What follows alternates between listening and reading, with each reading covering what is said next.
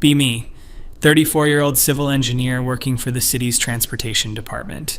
Spend my days designing drainage systems and reviewing construction plans. Nothing glamorous. Been a feminist since college, genuinely believe in equality, pay equity, reproductive rights, all of it.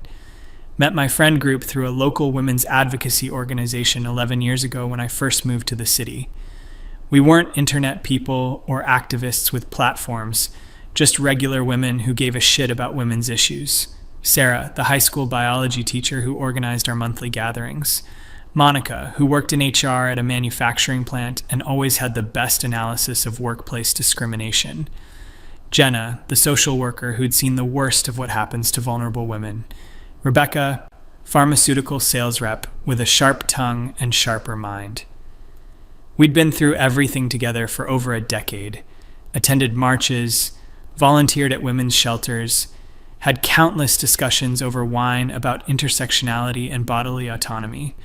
They were at my side when my mom died 6 years ago. I held Sarah's hand through her divorce 4 years back. We had inside jokes, shared histories, traded books constantly. Monica and I had this running thing where we'd text each other every time a man interrupted us in a meeting. Felt like these women knew me better than my own sister. Then I met David 3 years ago at a mutual friend's barbecue. He was a software developer, quiet, kind, actually listened when I talked. Not some woke performative ally type, just genuinely respected me as a person.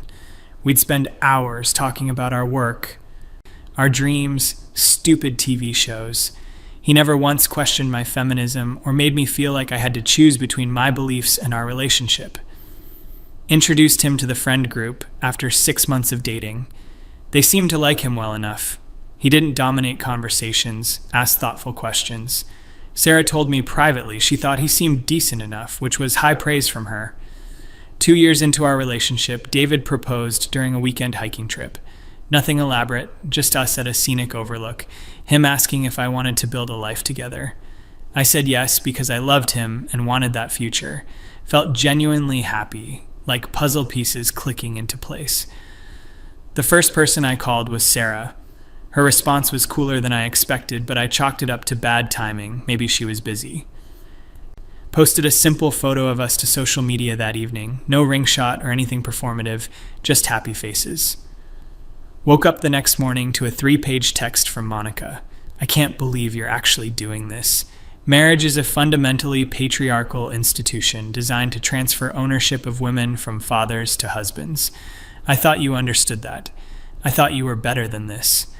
Sat in bed staring at my phone, coffee getting cold. Tried calling her straight to voicemail. Checked the group chat we'd had going for 7 years. I'd been removed.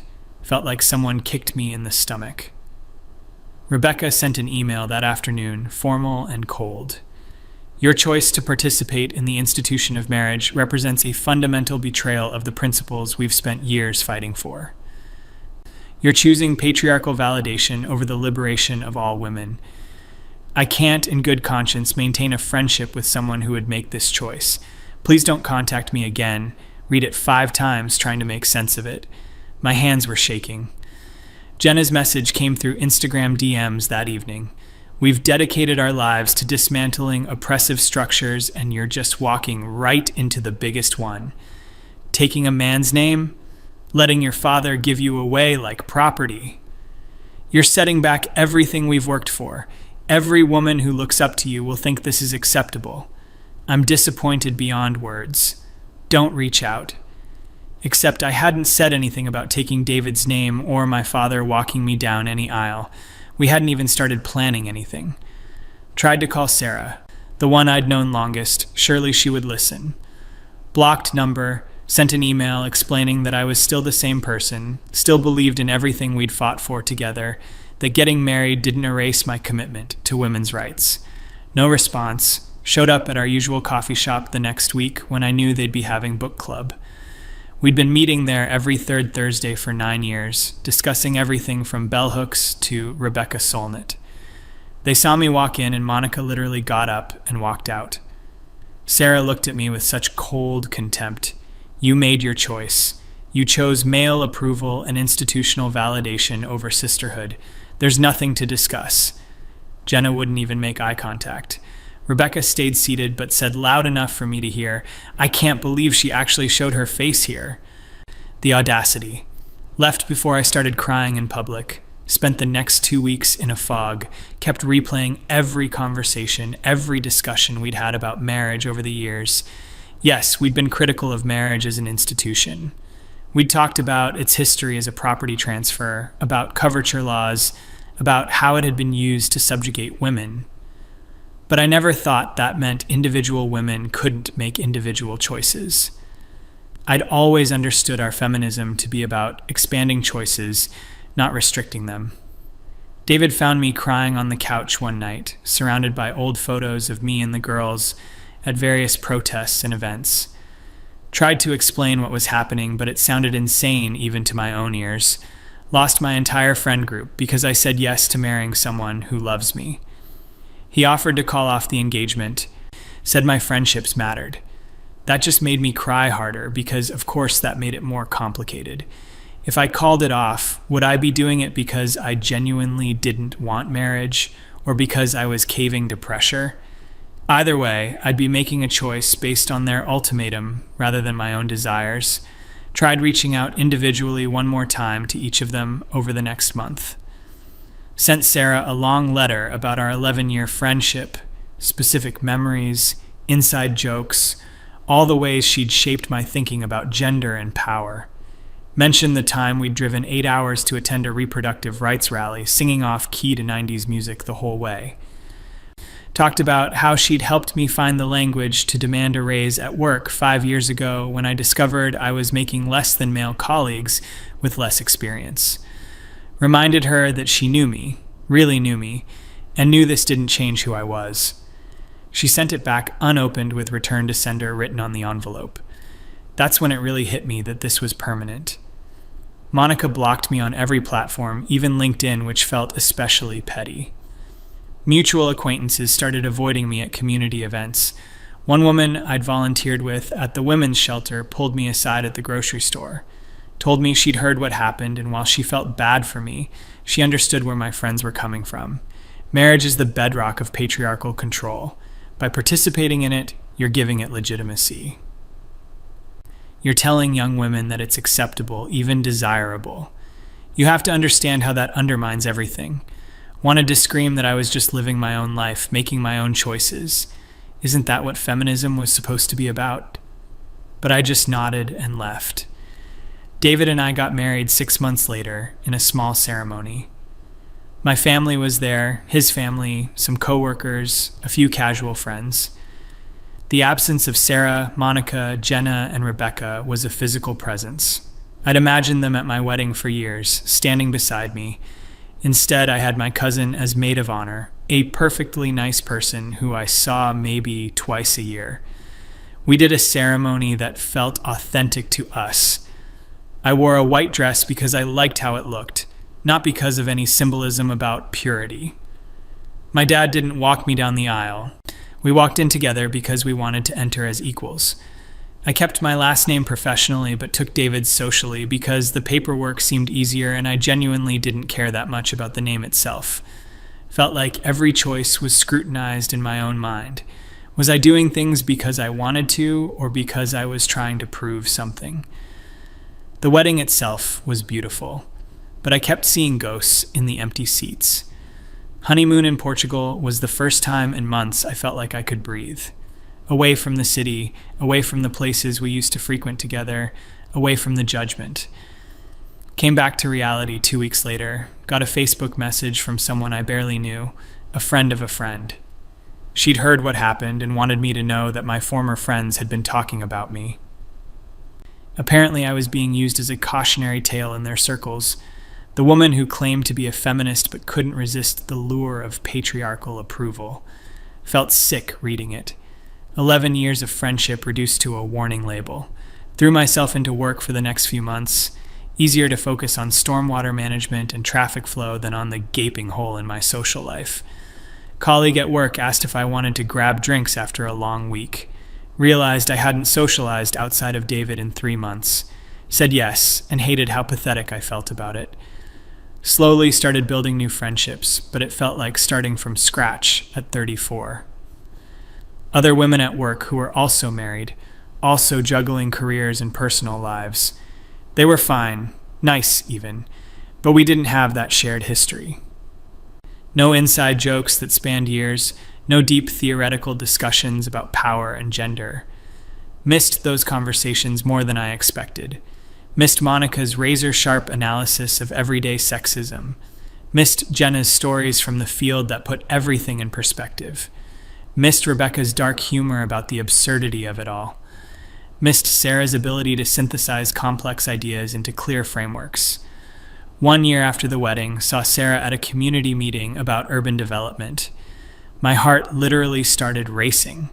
She saw me, made eye contact for a fraction of a second, then deliberately turned away. Spent the whole meeting acutely aware of her presence 3 rows ahead. Wanted to approach her afterward, but what would I even say? Nothing had changed.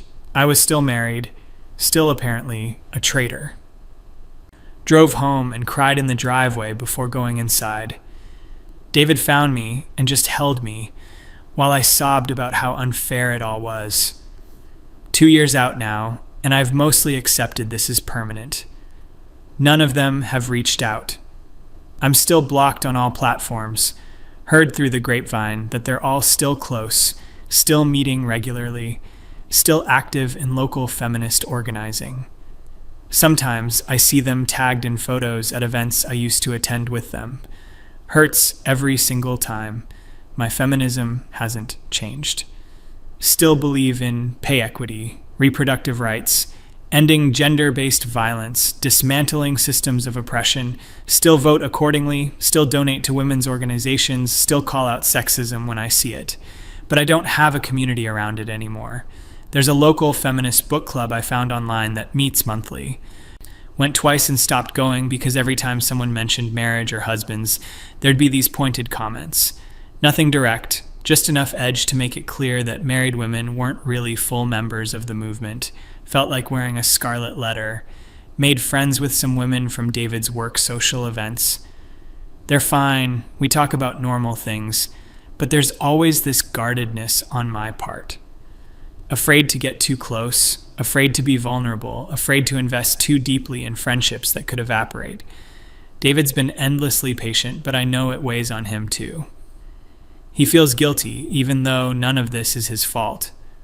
Told me multiple times that if he'd known this would happen, he wouldn't have proposed. But that just makes it worse because I don't regret marrying him. I regret that my friends made me choose between them and my own life choices. Still don't understand the mechanism of it. How does my individual marriage harm anyone else? How does my personal choice to legally bind myself to a partner I love perpetuate oppression? I'm not telling other women they have to get married. I'm not claiming marriage is necessary for fulfillment or validation. I'm just living my own life according to my own desires. Thought feminism was supposed to support that. Guess I was wrong about what our particular brand of feminism meant. Or maybe I was wrong about what those friendships meant. Hard to tell which loss hurts more. The friend group or the ideology I thought we shared. Been doing a lot of reading on my own, trying to reconcile my beliefs with what happened. Came across this essay about choice feminism versus structural feminism, how individual choices exist within structural constraints and can reinforce those constraints even when made freely. Could see the argument my former friends would make, that my choice to marry gives legitimacy to an oppressive institution, that personal choices aren't made in a vacuum, that we have responsibility to consider the broader implications of our actions. Sat with that for a long time. Still couldn't make it add up to justifying total abandonment. Even if they disagreed with my choice, even if they thought it was politically problematic, did that warrant cutting me off completely? 11 years of friendship, mutual support, shared struggle, erased the moment I made a choice they disagreed with. That's what bothers me most, I think. Not the disagreement itself, but the absolute nature of the rejection. No conversation, no attempt to understand my perspective, no room for complexity, just immediate total exile. Feels like the opposite of the solidarity we used to preach. David and I have talked about having kids. Realize I'm terrified of that announcement because of what already happened. If marriage was an unforgivable betrayal, what would motherhood be? Participating in biological reproduction, taking on the most traditional female role. Can already imagine the accusations. Giving up my career for patriarchal motherhood, perpetuating gender roles, choosing the nuclear family. Hate that their voices are still in my head even after 2 years of silence. Hate that I'm preemptively defending choices I haven't even made yet. Sometimes I draft texts to Sarah in my notes app, explaining, justifying, asking for another chance. Never send them because what's the point? She made it clear who I am now is unacceptable to her. Friend from work asked me recently if I wanted to join her women's networking group. Had a full panic response about it. What if they ask about my marriage? What if they judge me? What if I invest in these friendships and lose them too? Declined and made up an excuse about being too busy. David noticed and gently pointed out, I can't let this control my life forever. He's right, but knowing that doesn't make it easier. 3 months ago, saw Rebecca at a coffee shop. Not our old one. Somewhere new. She was with someone I didn't recognize, laughing at something. Looked happy, unburdened. Clearly not losing sleep over our ended friendship the way I still was. Felt this flash of anger that surprised me with its intensity.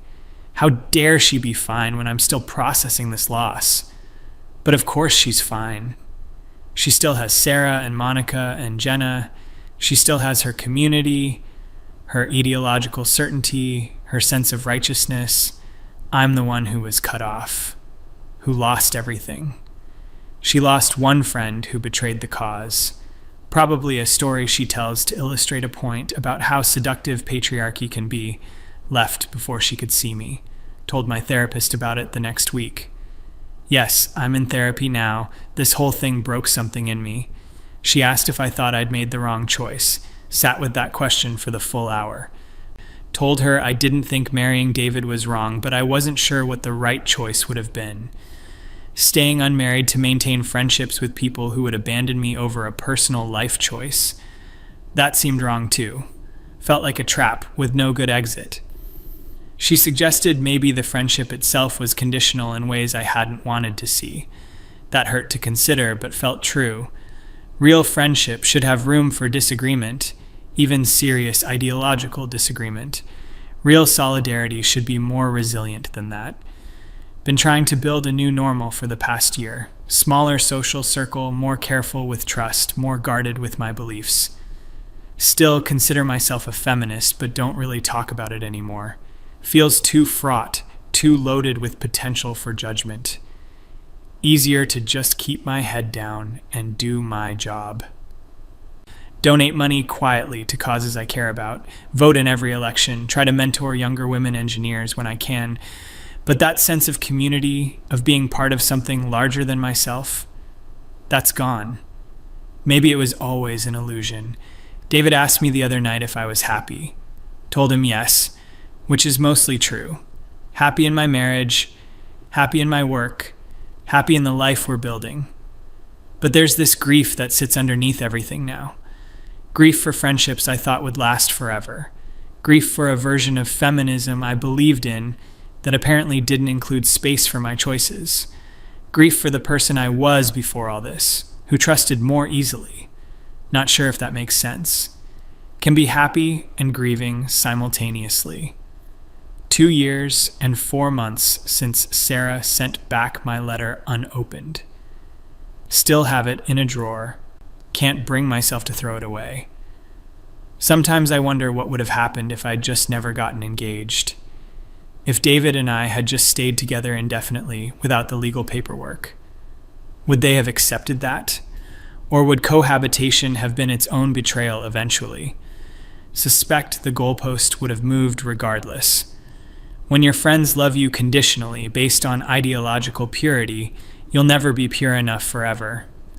Colleague announced her pregnancy at work last month. Watched her glow with excitement as people congratulated her. Felt that twist of anxiety about whether I'd ever let myself have that. whether I'd ever stop filtering my choices through the lens of invisible judges. That's what they took from me, really. Not just their friendship, but my ability to make choices without this constant internal tribunal. Every decision now gets examined for its political implications, exhausting way to live, but also can't seem to turn it off. Their voices became my voice, internalized and relentless. Maybe that was always the point. Control through ideology, through fear of exile. Stay in line or lose everything. Worked on me for 2 years, even after they're gone. David's sister is getting married next summer. She asked me to be a bridesmaid. Said yes, because she's lovely, and I'm genuinely happy for her. But there's this weird guilt about participating enthusiastically in someone else's wedding. Like I'm proving my former friends right about something.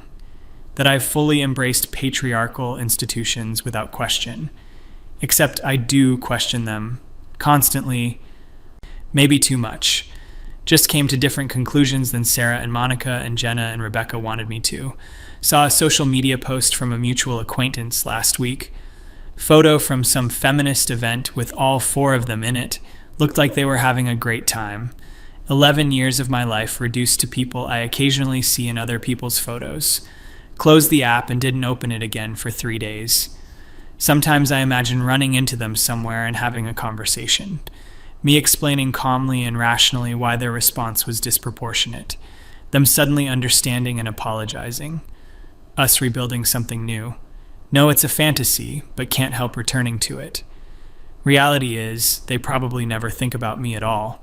I was excised cleanly, and they moved on. Only person still dwelling on it is me. David suggested maybe trying to find a different feminist community. More inclusive, less dogmatic. Looked into it half-heartedly, but can't seem to commit.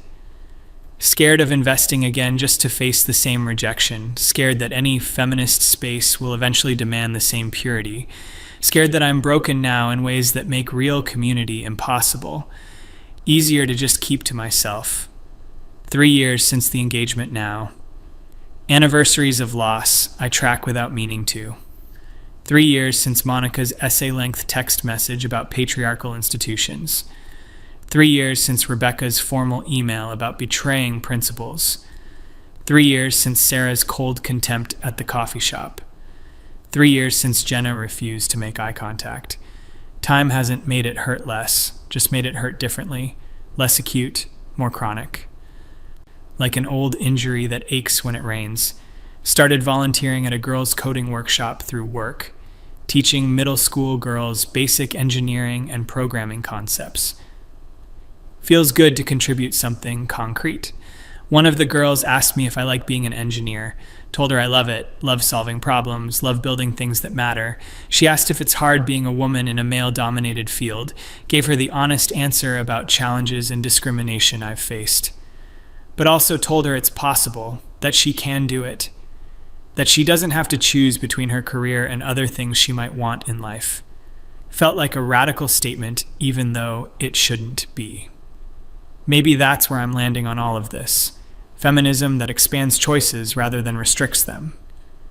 Even if those choices look traditional from the outside, even if those choices can be critiqued through a structural lens, still valid if they're made freely by women who understand the context. Don't know if my former friends would accept that framework. Suspect they wouldn't. Their version of feminism seemed to require a specific set of life choices. Opt out of marriage, opt out of traditional family structures, opt out of anything that could be read as compliance. Respect that as a valid feminist position. Just wish there had been room for mine too. David's parents visited last weekend. His mom pulled me aside and thanked me for making her son happy. Felt this complicated wash of emotions. Grateful for her kindness, but also aware of how that statement would be read by my former friends. Reduced to my relationship to a man, valued for my role as wife, even though she clearly meant it genuinely and kindly. Everything filtered through this lens now. Can't have a simple moment without analyzing its political implications. That's the real damage, maybe. Not the lost friendships themselves, but the way they rewired my brain. Can't unknow their framework even after they're gone. Coworker invited me to a Women in STEM networking event. Actually went this time, trying to push past my anxiety. Met some interesting women, had good conversations about workplace challenges. One woman mentioned her husband and I felt myself tense, waiting for judgment, but nobody cared. She talked about her career and her marriage like both were normal parts of her life. Because they are. Felt like I could breathe a little easier.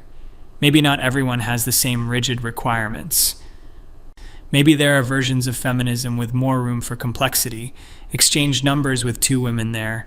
Baby steps toward trusting again. Got an email 2 weeks ago from someone I'd never met. Said she knew my former friend group and had heard what happened to me. Told me she'd had a similar experience after she had a baby. Cut off completely for choosing motherhood. Said she wanted to reach out because she knew how isolating it was. Cried reading her email, not because it made anything better, but because I wasn't alone in this. Someone else understood the specific pain of feminist excommunication. We met for coffee and talked for 3 hours. Her story was different in details, but same in shape. Same absolute rejection, same accusations of betrayal, same confusion and grief. Asked her if it ever stops hurting. She said no, but you get better at living with it. Not the answer I wanted, but maybe the honest one. 4 women now in my life who've been through similar experiences. We joke darkly about starting a support group. Feminists excommunicated for insufficient purity. Hasn't happened yet, but maybe it should. David asked if I wanted to host a dinner party for my birthday next month. Used to always celebrate with Sarah and Monica and Jenna and Rebecca. Elaborate potlucks where we'd cook together and laugh too loud and solve the world's problems. Told him sure we could invite some people, his friends mostly, the new women from work.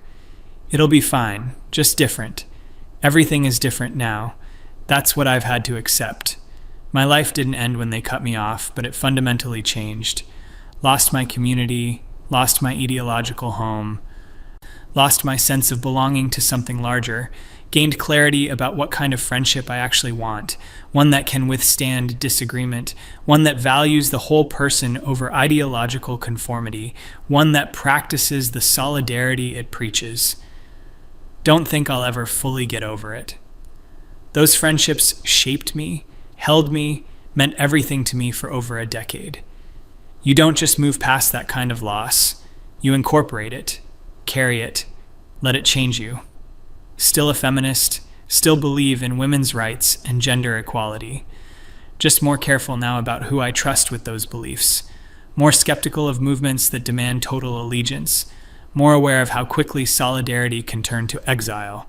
More protective of my right to make my own choices even when they're imperfect. Saw Monica's car in a parking lot yesterday. Recognized the bumper stickers, same ones from years ago. Felt that familiar ache. Wondered if she ever thinks about me. Wondered if any of them have regrets.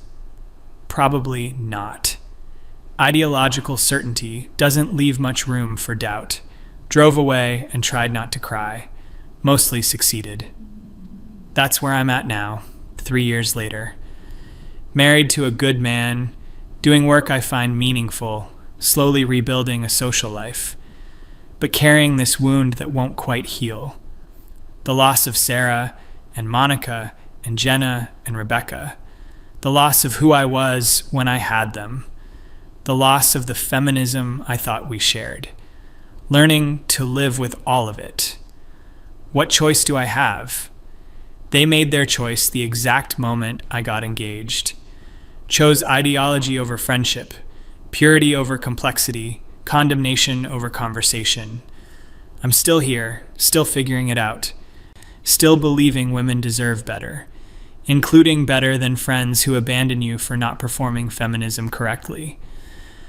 Maybe that makes me a traitor, or maybe it makes me honest about the messy reality of living as a woman trying to make authentic choices in an imperfect world. Don't have all the answers anymore. Used to think I did when I had them. Now I just have questions and grief and a marriage I don't regret.